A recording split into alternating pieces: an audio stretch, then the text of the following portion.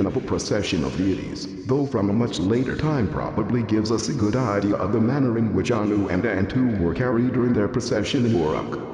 Special incantations were recited when the procession was passing through the street of the gods of the suns and hymns were sung as the procession neared the Holy Key, and when it reached the dock of the ship of Anu. Goodbyes were then said, and yet more incantations were recited and sung with hand-raising gestures. Then all the priests and temple functionaries who carried the gods, led by the great priest, offered the special prayer of departure. Great Amy, may heaven and earth bless you. They intoned 7 times. They prayed for the blessing of the 7 celestial gods, and invoked the gods that were in heaven, and the gods that were upon earth. In conclusion, they bade farewell to Anu and Antu. Thus may the gods of the deep and the gods of the divine abode bless you. May they bless you daily, every day of every month of every year. Among the thousands upon thousands of depictions of the ancient gods that have been uncovered, none seems to depict Anu. Yet he peered at us from every statue and every portrait of every king that ever was, from antiquity to our very own days. For Anu was not only the great king of the gods, but also the one by whose grace others could be crowned as kings. By Sumerian tradition, rulership flowed from Anu, and the very term for kingship was Anu to Anu-ship. The insignia of Anu were the tiara, the divine headdress, the scepter symbol of power, and the staff symbolizing the guidance provided by the shepherd. The shepherd's staff may now be found more in the hands of bishops and of kings. But the crown and scepter are still held by whatever kings mankind has left on some thrones. The second most powerful deity of the Sumerian pantheon was Enlil. His name meant Lord of the Airspace, the prototype and father of the later storm gods that were to head the pantheons of the ancient world. He was Anu's eldest son, born at his father's heavenly abode. But at some point in the earliest times he descended to earth, and was thus the principal god of heaven and earth. When the gods met in assembly at the heavenly abode, Enlil presided over the meetings alongside his father. When the gods met for assembly on earth, they met at Enlil's court in the divine precinct of Nibiru, the city dedicated to Enlil, and the site of his main temple, the Ekur house, which is like a mountain.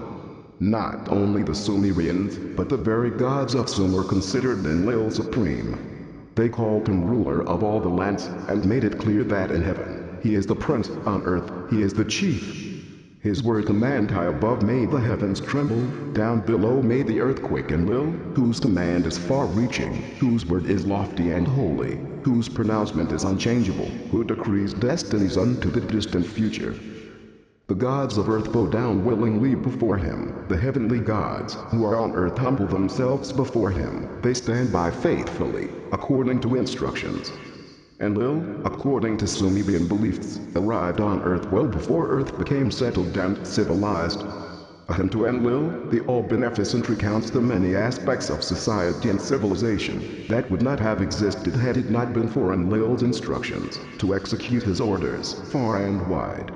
No cities would be built, no settlements founded, no stalls would be built, no sheepfolds erected, no king would be raised, no high priest born.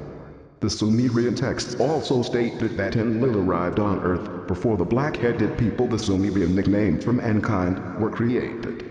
During such womankind times, Enlil erected Nibiru as his center or command post, at which heaven and earth were connected through some bond.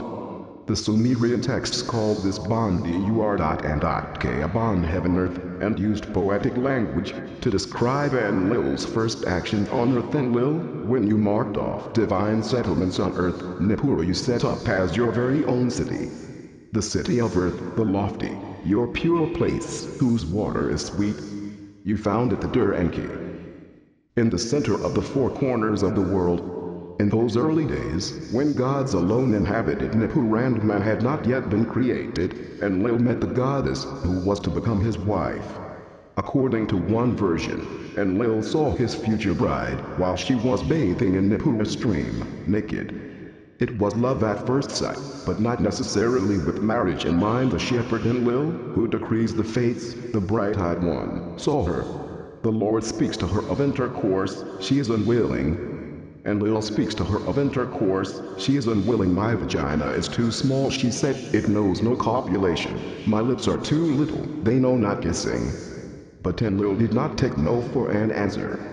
He disclosed to his chamberlain Nushku his burning desire for the young maid, who was called Asudi the nurse, and who lived with her mother at the Raish-scented house. Nushku suggested a boat ride, and brought up a boat.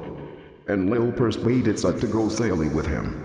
Once they were in the boat, he raped her. The ancient tale then relates that though Enlil was chief of the gods, they were so enraged that they seized him, and banished him to the lower world. Enlil, immoral one. They shouted at him, "Get thyself out of the city." This version has it that Sut, pregnant with Enlil's the followed him, and he married her. Another version has the repentant Enlil searching for the girl, and sending his chamberlain to her mother to ask for the girl's hand. One way or another, Sut did become the wife of Enlil, and he bestowed on her the title Enlil, Lady of the Airspace. But little did he, and the gods, who banished him, know that it was not Enlil who had seduced Enlil, but the other way around. The truth of the matter was that Enlil bathed naked in the stream on her mother's instructions, with the hope that Enlil, who customarily took his walks by the stream, would notice Enlil, and wish to forthwith embrace you, kiss you. In spite of the manner in which the two fell for each other, Enlil was held in the highest esteem. Once she was given by Enlil the garment of ladyship. With one exception, which we believe had to do with dynastic succession, Enlil is never known to have had other indiscretions.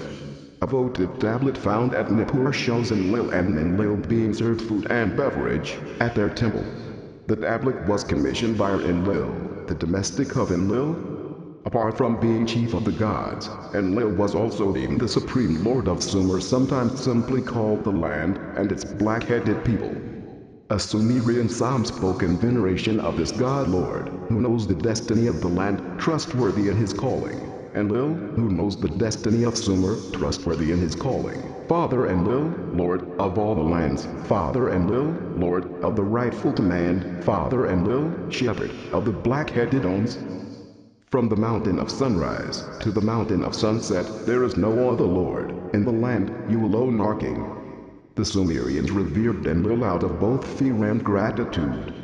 It was he who made sure that decrees by the assembly of the gods were carried out against mankind. It was his wind that blew obliterating storms against offending cities. It was he who, at the time of the deluge, sought the destruction of mankind. But when at peace with mankind, he was a friendly god who bestowed favors.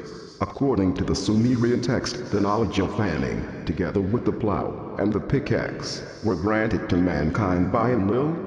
Enlil also selected the kings, who were to rule over mankind, not as sovereigns, but as servants of the god entrusted with the administration of divine laws of justice. Accordingly, Sumerian, Akkadian, and Babylonian kings opened their inscriptions of self-adoration by describing how Enlil had called them to kingship. These calls issued by Enlil on behalf of himself and his father Anu granted legitimacy to the ruler and outlined his functions.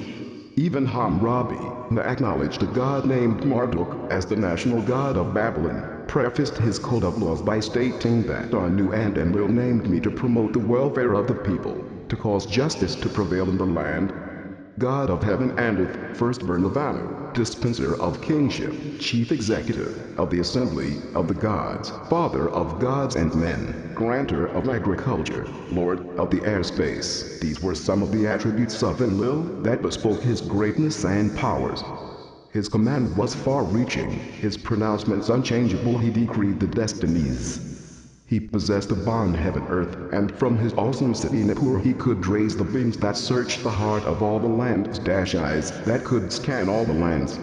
Yet he was as human as any young man enticed by a naked beauty, subject to moral laws imposed by the community of the gods, transgressions of which were punishable by banishment, and not even immune to mortal complaints.